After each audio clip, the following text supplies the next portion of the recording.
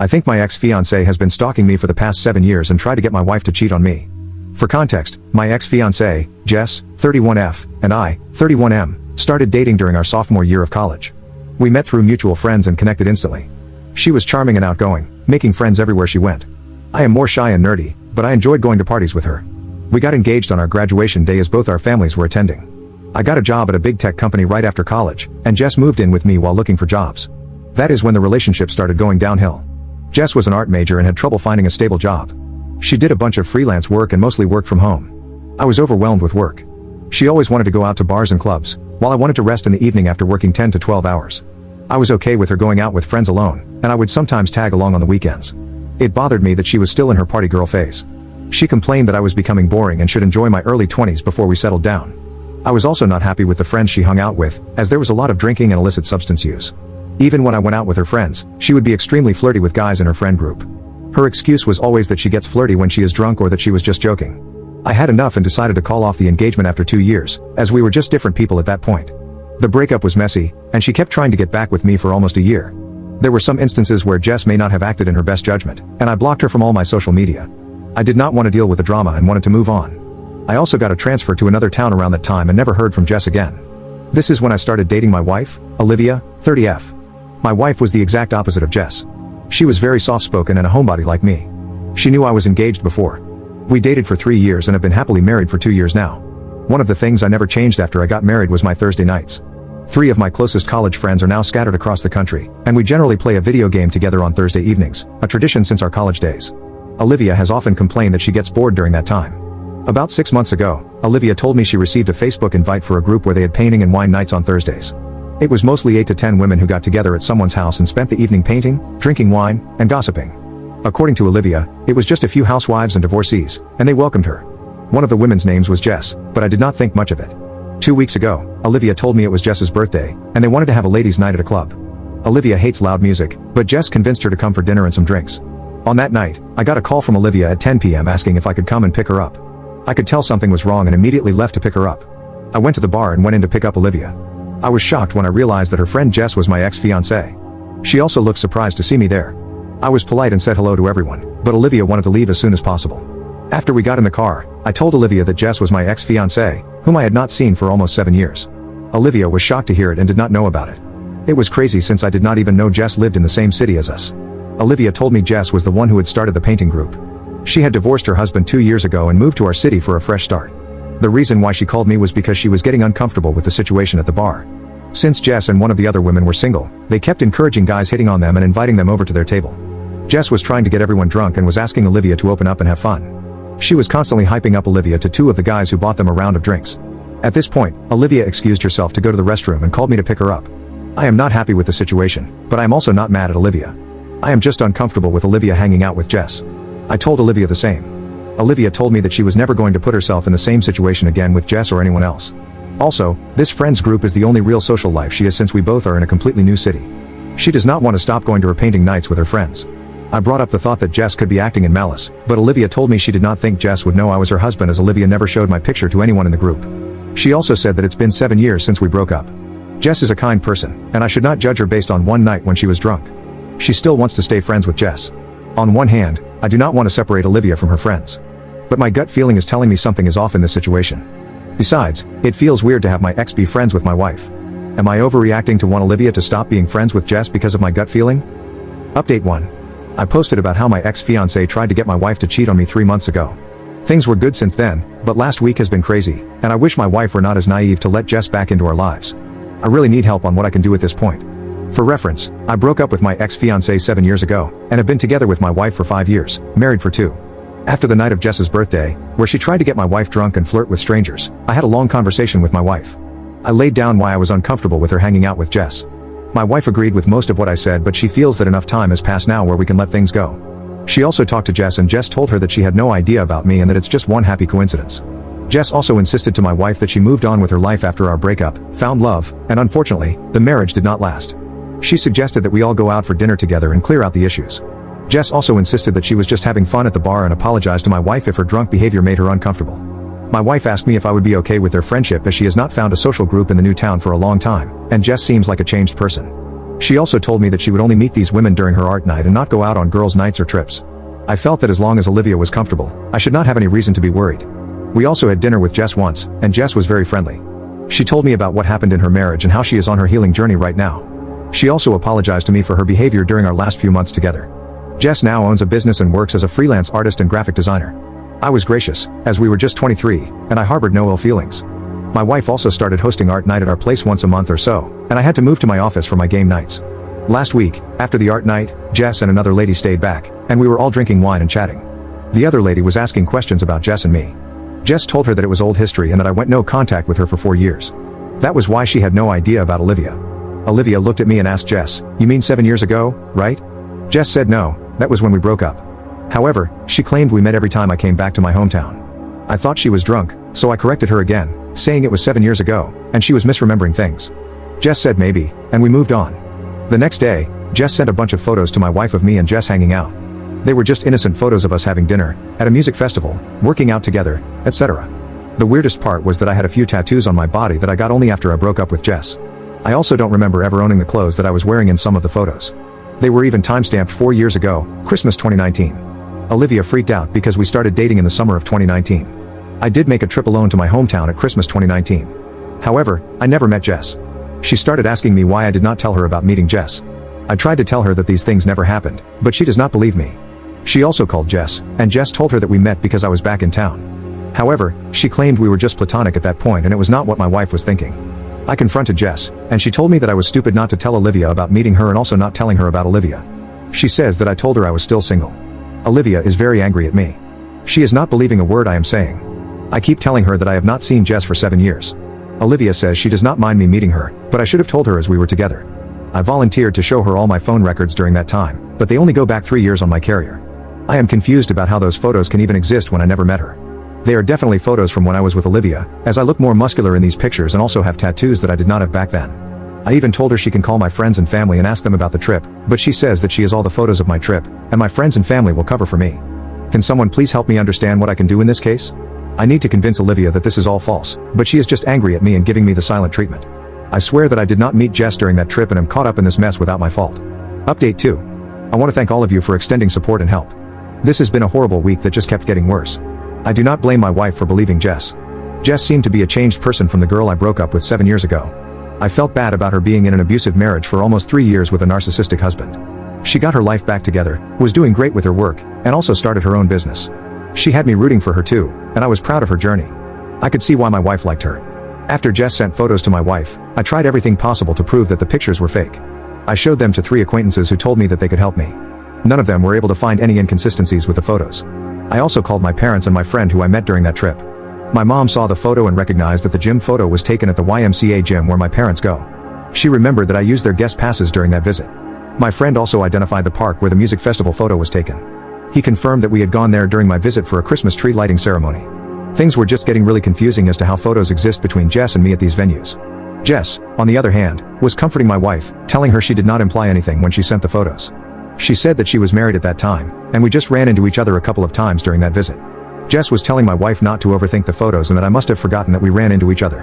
What calmed my wife down a bit was my mom talking to her and telling her that in no world would I hang out with Jess after all the stuff that happened during our breakup. Things got really messy, and there was a reason why she was blocked across everything. My wife agreed with her and told me to just let it go. However, it was just a horrible feeling as I did not have any real proof that this was fake, and I was just waiting for the other shoe to drop at any time. I finally caught a huge break last night. My wife decided not to go to her painting night with Jess and friends and told me she just wanted to be left alone and read. I wanted to sit with her, but she told me to go and play with my friends as she wanted some time alone. During our gaming session, I told my 3 closest friends what happened and how there are photos of me and Jess at locations that I actually visited during that trip. The session turned into them bashing Jess from old stories and how manipulative she is. After our gaming session was over, my friend Jim called me on the phone and told me he wanted to talk about something important regarding Jess. He asked me if I was alone, as he did not want Olivia to listen in. I told him I needed to go to a different room. I put my phone on speaker and went into our bedroom where Olivia was sitting and prompted her to stay quiet. Jim told me that he has been in contact with Jess for the past 3 years. He said that she was still married but was planning to leave her husband. They knew each other because Jess was my girlfriend all through college. The initial conversations were just catching up and Jess complaining about her husband. He told me Jess inquired about me a few times as she had learned I got engaged to Olivia around that time. He said that they have been talking for a while now. Jess also told him about the coincidence that Olivia was in her painting group and how she met me a few months ago when I went to pick up Olivia. She told Jim that Olivia came to her birthday and was heavily drinking and flirting with guys. She even sent him a few pictures. There were a few with Jess and Olivia together, and then Olivia hugging and kissing a guy on his cheeks. I asked him to forward me the photos, and he sent them to me on Discord. Jess told him that I am still the same insecure guy and must be tracking Olivia as I showed up at the bar at 10 p.m. like a parent to pick Olivia up. Jess did not know that Olivia had called me from the restroom to pick her up. Jess made a joke to Jim about how ironic it is that I broke up with her because she loved to party, and now I'm married to a party girl. I asked Jim why he did not share those pictures with me before. He said that he did not want to stir the pot in my marriage without knowing all the details. I was really mad at Jim at this point and asked him what else he had told Jess about me. He said not a lot, and they barely talked about me. However, Jess was obsessed with Olivia and would badmouth her a lot. So, Jim might have told her a bit about Olivia, like what she does, where she works, etc. I asked Jim if he ever told Jess about our game nights, and he said he had and mentioned how Olivia complains about being bored. I told Jim not to tell Jess about our conversation. Jim asked me not to tell anyone that he and Jess were in contact. He said that his wife might get the wrong idea and that he just wanted to reach out because things seemed to be getting really weird in my life. Olivia was listening to everything and staring in disbelief at the photos Jim shared. As soon as I hung up the phone, she started explaining to me that these were the same guys Jess called to their table and who were buying them drinks. However, she never even stood next to them, let alone hugged or kissed them. She also pointed out that her Apple Watch in the photo was on her wrong wrist. She was also spooked out that Jess knew about her for almost 3 years, and there was no way she did not recognize her when she joined the painting group. Olivia was also pissed at Jim for talking to Jess and backstabbing me for so many years. She pointed out that Jim was missing for one day when he and his family visited us last year. Jim was gone for the entire day and came home late at night because he had to work from his office in our city. 15 minutes after our conversation, Jess messaged my wife and told her that they missed her at the painting night, and she would see her next week. Her level of deceit really gave us chills, and Olivia was really worried. Olivia wants to go no contact with Jess, but I am worried that it may not be enough. I also still don't know how Jess knows about what I did when I visited my parents in 2019 and all the locations I went to. I also don't know who else Jess is talking to and sending Olivia's fake photos to show her in a bad light. It's really unnerving, and I am just thinking about how I should confront Jess and make sure she never bothers us again. Thanks again for all the help from the community. Your messages really helped me keep my sanity during this rough week. I discovered that my girlfriend keeps a spreadsheet listing the guys she cheated on me with. It started with a simple question I asked 3 years ago. What are we at this point in our relationship? We were going to go on our 4th date. She sent me a text that week prior to meeting, telling me that I am the easiest person she has ever talked to and that she feels totally comfortable and safe being with me.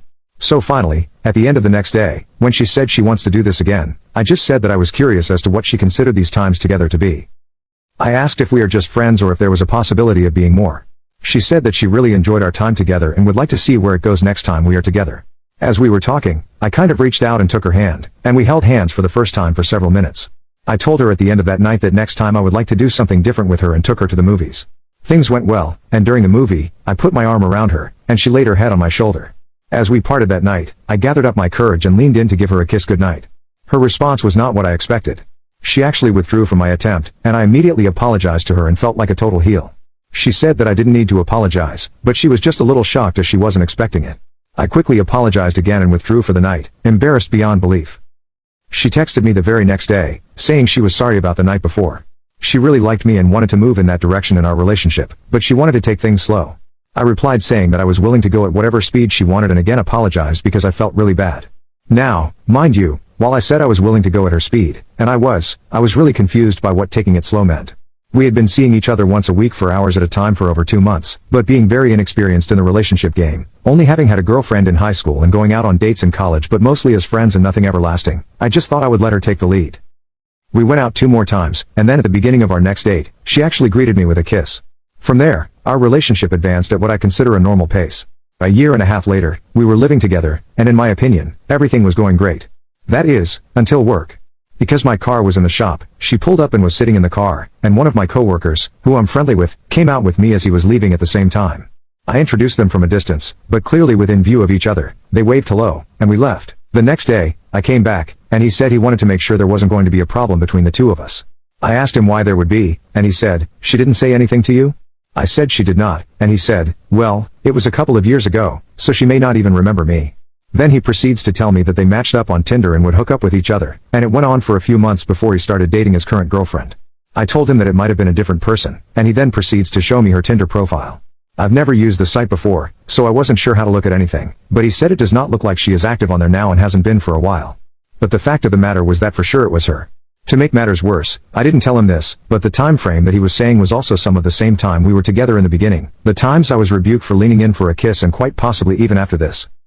He could tell this was bothering me, and he apologized but said that I needed to know that they were never dating or anything. It was just getting together to have intimacy, as though I was supposed to be okay with that. He didn't want to say much else, but he said that I should know that he knows for a fact that he wasn't the only one. Needless to say, this all upset me greatly, but I didn't know what to do or how to handle this. It was eating away at me, and I did something I probably shouldn't have done. But we share an Outlook calendar and have for over a year so that we can plan our events. While she was gone, I looked at her laptop and found her Outlook, which was nothing more than what we shared. However, I noticed she had a separate calendar, and it was not password protected. I went back on her calendar, even though I knew it was wrong, and sure as crap, there was his first name. Yes, for a fact, some of those dates were after we were already past the getting to know you stage. But wait, there's more. Not only was his name there, but there were several other guys' names. There were weeks where she had a different name on every day of the week and twice had 2 names on weekend days. What made me the sickest of all, though, was looking at the weeks when we were early on in our relationship, when I had to basically be afraid to hold her hand, and she was meeting with other guys that week and even one time earlier in the day when we met. How do I know this, you might ask? My name was on there as well. Now, it does appear that about 5 months after we started dating, the names mostly stopped, and by a year in, there were no more names. But what really sucks is that one guy's name is on there more than others, and this is a guy whom she has brought to our house on more than one occasion and introduced us. She has never once told me that they were ever intimate partners. In fact, that is what kind of pisses me off about all of this. Frankly, if I didn't know any of this, I would tell you she was a prude. Intimacy is very vanilla, and I always have to initiate. However, she just told me not more than a month ago that she feels like I'm her soulmate and she loves me with all of her heart. This is causing me a lot of pain, to be honest. I don't think I can live with this. The fact that I had to wait for months to even kiss and hold hands while all along she was getting intimacy from a variety of people makes me feel like absolute crap. The fact that I honestly was beating myself up after trying for a kiss really pisses me off. Then there is a part of me that says I'm not good enough. Sure, she may enjoy my personality or whatever, but obviously, I am not attractive enough for her to want to be with me early on really bothers me. I mean, it would be one thing if she did all of this before we met, but there are names marked clearly after we were involved, just before we moved in together, including the guy I work with. I have yet to confront her. I don't know what I'm going to do or say. There is a very large part of me that just wants out of this. I feel like she is not the person she portrayed herself to be. Oh, believe me, she is a very judgmental person and has tons of opinions and comes across as holier than thou, even though she is not religious per se. Has anyone else ever had to deal with this? After thinking about this a lot, I decided that if everything was true, I didn't believe I could live with it. From my point of view, not only did it change the entire first year of our relationship, but it fundamentally changed who I thought she was. I mean, we can all have different ways we react around people, but there are some things you can't just be one way one day and another way another day. My ex refused the paternity test to prove that her daughter is mine because it was insulting, but she was hysterical when the court ordered a DNA test. Plus all updates. 15 years ago, I was 25 and was finishing my contract, and my then girlfriend of 3 years, Natalie, was acting increasingly strange. I returned from a 2-month assignment and was prepared to break up with Natalie. She came by and gave me the good news. She was pregnant. I asked how far along she was, and she said 5 weeks, so I broke it off with her and told her she needed to do better at math. She refused the breakup and insisted the baby was mine. So I told her the following: 1. Paternity test, and 2. If the child was mine, we could talk about financial support and custody arrangements with lawyers. She refused both and told everyone we both knew that I was a deadbeat for knocking her up and leaving her. I told everyone I was on a 2-month assignment when she conceived, but a few insisted for the sake of decency I house her and give her limited support. I consulted a lawyer about this mess, and the lawyer made it very clear that any overt support I give could be seen as me taking responsibility, so I told these friends that, and almost dropped it, except for one guy, who again insisted that charity couldn't be used as a legal cudgel like that. I told him if he believed that, he could house her. He agreed to drop it after that. The child was born, and not even going to do the whole she didn't look like me because most babies are born with squished faces, and all I saw were the pics she sent me with messages like Emma wants to know where daddy is and poop. She still refused to take any paternity tests, but her constantly showing up with that baby got to the point where I filed in Roe. Fun fact, in my state, a permanent Roe is not permanent. It is 2 fucking years long. The only way to get it longer is if a violent crime is associated with it. And bugging someone with a baby that's not theirs is not a violent crime. So, my life for the last 14 years has been me renewing the Roe every 2 years because, once it clears, Natalie shows up again with my not child. I eventually found a nice girl and got married, and now I have a 9-year-old son, Henry. My wife Kim is well aware of Natalie and Emma. When the cycle begins again, I always say the same thing. 1. Paternity test. 2. Once paternity is proven, I will take custody and get financial support set up. Natalie always refuses and says both are insulting. Recently, the cycle started again, and Emma showed up first. She approached my son during a school event and said, "Hi, I'm your big sister Emma." Henry knows about stranger danger and runs away to a teacher. I had to have a very painful talk with the teachers and parents who were at the event about my relationship with Emma and Natalie and how Emma was never my daughter. I even called her my daughter once or twice in the conversation. After the group disbanded, one of the mothers confronted me and said that while Natalie was in the wrong telling this poor child I was her father, calling her my daughter was mocking this situation. I kind of get where she's coming from, but I can't help this child, and the truth is playing light of the 2-year cycles is the closest I can get to finding peace in the situation. Update: I got off the phone with my attorney. We have a preliminary hearing on the new row this week. We will most likely be issued a temporary row, and then another hearing for the permanent row after that. CPS is investigating Natalie and Emma's living situation. The teacher's report held a lot of weight, and my lawyer thinks this might be a way to end the madness now. In family court, for minors, there exists something like a temporary, court-appointed guardian, who is only a guardian for legal purposes and procedures and decisions, including medical. If the family court appoints such for Emma, we can ask this temporary guardian for the DNA test to put this to the ground. The madness might have an ending in sight. Adding here, I feel like I need to explain the relationship I had with Natalie all those years ago. When I returned from my 2-month assignment, I was already set on breaking up with her. Her "oh wait, I'm pregnant" would never make me marry her. I doubted she was pregnant for several weeks. During the last year of our relationship, several red flags appeared in her behavior, ranging from demanding that I check in with her. At the same time, at work, I only hung out with friends with her present, with extreme bouts of jealousy if I ever seemed too friendly with women, including waitresses. I was in a line of work that demanded me to be away for long stints, which she hated but also kept me out of her reach for long periods. I think halfway through that last year,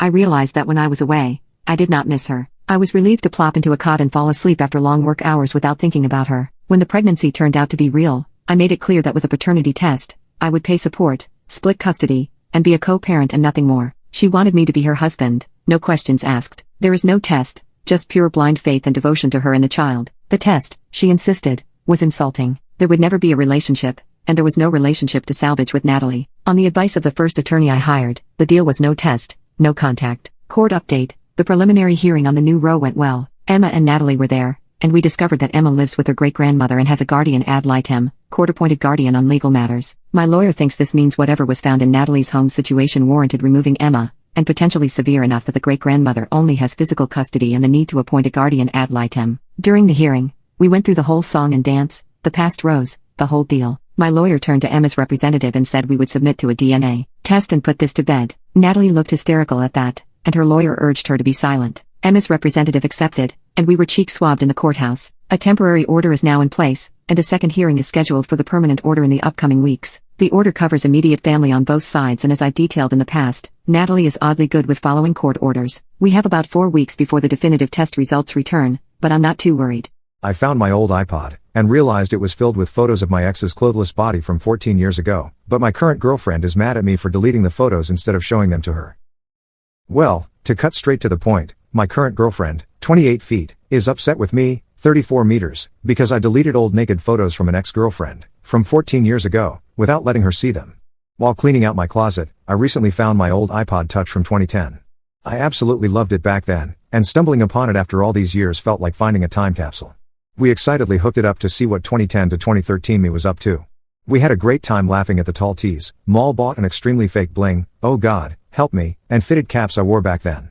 While going through the pictures together, we stumbled across some naked photos from an old relationship I had forgotten were on there. Trying not to make a big deal of it, I said, oh crap, turned the iPod away from her, and deleted the pictures. I thought she would understand, but I was wrong. First, she playfully asked to see them, and I told her no. She knows that's not appropriate, and things quickly went south from there. She started accusing me of hiding things, saying she just wanted to see what my ex looked like and that it was no big deal, and eventually started crying. I told her the pictures were from 14 years ago, and if I showed her my ex's naughty photos, what's to stop her from thinking I wouldn't show her nudes to someone else if they complained enough? Now she accuses me of calling her a female dog, belittling her, and already thinking of the next woman. Things are seriously snowballing, and I've never seen this weirdly jealous and nosy side of her before. We've been together for about 6 months but have been on again, off again friends with bits for about 2 years. She knows I do not have patience for silly, childish stuff like this, so I kicked her out of my apartment. She calls me awful things and says she's going to have to think about our relationship. I told her if she wants to break up over some nonsense like this, then we shouldn't have gotten together in the first place. I know I was right for not showing her the pictures, and her tears were a manipulation tactic, but I'm absolutely stumped as to why she would try so hard to see them. I figured maybe this sub could provide some insight into this utter madness. What do you guys think? Update. After not talking for a couple of days, she finally texted me asking why I haven't called or texted her. I told her the truth. I've been mad at her and trying to decide if I wanted to continue the relationship. The fact that we were having a good time 1 minute and then the next was pure madness reminded me of all the stuff I went through with my mother as a teen, and how I don't want to deal with that ever again. I had a very emotionally hurtful mom who would constantly cause fights over literally nothing, think DVDs, staple guns, tape measures, etc., then kick me out of the house to show me whose goddamn house this is. So I have an extremely low tolerance for people starting up and coming at me over petty nonsense. To top it all off, my mom has since passed away, so that's another layer of things. But I've never tried to make my issues anyone else's problem. I've told her about my mother before, so she knew all about this. She told me she didn't mean to make me feel that way, but my flat-out refusal to show her the pictures combined with me turning away from her when I was deleting the photos made her feel like I was hiding things and rejecting her. I immediately called bullcrap because I told her we were going to keep looking through the iPod. I was just deleting my ex's old naked photos, and she knows it. In the 2+ years we've known each other, I've never given her any reason whatsoever to doubt me or think I'm a liar. I eventually got tired of texting, so I tried to call her, and she rejected the call, telling me she's not ready to speak yet. I told her I'm done texting, so call me when she's ready to talk, and I quit replying. She started sending me angrier and angrier messages when I wouldn't reply back. F you. This is controlling. What the hell's wrong with texting? Go F your red-headed cow. My ex in the pictures was a redhead and has been out of my life for over a decade. She then sent a picture of an action figure that's been broken apart. I immediately knew who it was, Prison Mike. It was effing Prison Mike. He was innocent in all this. You see, much like myself and a lot of you, she loves The Office. So for her birthday this year, I hunted down a 3D printed Prison Mike 1/12 scale head and little mug, combined it with a Two-Face figure's body, and spent a week painting them both. I then printed out a backdrop of the conference room as well as pictures of the main cast, except Andy, I hate him, and made a diorama with standees of them in it for the Prison Mike figure. All combined, the thing took about 2 weeks to make, but it was fun, and when I gave it to her, she went nuts, hugging me, kissing me, calling me sweet, and saying it was one of the most thoughtful things someone's ever given her. And now she's apparently taken a hammer to it. I'm done. I don't know what the hell her problem is, and like Phil Collins, I don't care anymore. Property destruction, whether hers or mine, for any reason, especially revenge, is automatically game over for me. I'm shocked, annoyed, and confused, but still, thank you all for your interest and responses, and please pour one out for Prison Mike. He was truly de belle of de ball. Thanks everyone. I compared my husband to his devil spawn dad, and now my husband won't even look at me, so I think I've ruined our relationship over one mini insult. My husband, 32 meters, and I, 31 feet, have been together for 7 years and married for 5. We have a son, 3.5 meters, and a daughter, 1 foot. His parents passed away when he was 20. To describe it shortly, he despises his father to this day. His father ruined his promising athletic future. He was once ranked in the top 10 nationally at his sport, and forced him to focus on school. My husband was accepted to multiple Ivy League schools and his father refused to pay tuition as well. His father was a control freak, physically abusive towards him, and refused to entertain any opposing opinions. My husband vowed to himself to never be like his father and to always encourage his future kids' interests and opportunities. He has always been an amazing husband and father to me and our kids. He makes spending time with us a priority, keeps our relationship fun and exciting, and just always makes me feel beautiful and appreciated. We've been going through a bit of a rough patch for a few weeks and we were arguing about something that wasn't even worth arguing about in hindsight. He said that he was done arguing and walked away mid-conversation. I blurted out, "You were just like your father." As soon as I said that, I immediately tried apologizing and ran to him and tried to hug him. He refused my hug, looked at me, shook his head, and walked out the door. A whole day passed, and I hadn't seen or heard from him. I called, texted, and left many voicemails apologizing and asking him to please come home. I reached out to his friends and they had not heard from him either. He walked in drunk at 4 a.m. the next night and collapsed on our couch. I heard him come in and ran downstairs to see him. He was slurring his words and was saying things like, "I'm not like him and why would you say that?" I just held him in my arms all night long and apologized many times. It's been another 2 days and my husband refuses to talk or look at me. He's not even eating anything I make. I have tried talking to him and apologizing. He just looks at me and says it's just another thing I have to live with, and walks away from wherever I am. I have no idea how to fix this. I didn't mean to hurt him, but the fact he feels betrayed by the one person he should feel supported and uplifted by, me. He is absolutely the love of my life and it hurts me knowing that I caused him to feel this pain. Please advise what I can do or say to fix this. Relevant comments. Great. In order to win a stupid argument you had to give him a low blow using what was a thing he only confided to a person he truly trusted and loved by what it looks. To win a frickin' argument. You must be proud of yourself. It will really be worth it in the long run, you will see. Update. Some people were trashing my husband for walking away from the argument that started all of this and saying he is like his father. I'm not going to say what the argument was about, but it was pointless and walking away from it was the mature thing to do. He is the best husband and father anyone could ask for. Even when he wasn't talking to me, he was still spending time with and taking care of the kids. Think whatever you want of me, I deserve it, but leave him out of it. On to the actual update. My husband came home after work the next day and bought takeout for dinner. We had dinner as a family for the first time in a few days and put the kids to bed together. I asked if we could talk. I apologized and admitted that I was tired of all the arguments we were having lately, and in the heat of the moment, I wanted to hurt him and said what would hurt the most. He said that he knows he is nothing like his father and why I thought he was. I promised that I don't believe that at all and told him all the great things he does for me and our children. I told him that I would see a therapist to figure out what made me say what I did and to make sure it never happened again. The conversation lasted about an hour and a half and ended with him telling me that it would take some time but we would be okay as long as I never compared him to his father again. We kissed and were in bed together for the first time since the incident. In the next few days, there was still a certain coldness about him. He was still happy to spend time with the kids but was still somewhat cold with me. I wrote him a letter telling him how much I loved and appreciated him and promised to never hurt him again, and slipped it into his lunch bag. He came home with flowers for me that day. Our normal vibe has somewhat returned and it looks like we will be good going forward. Thanks for the reality check, guys.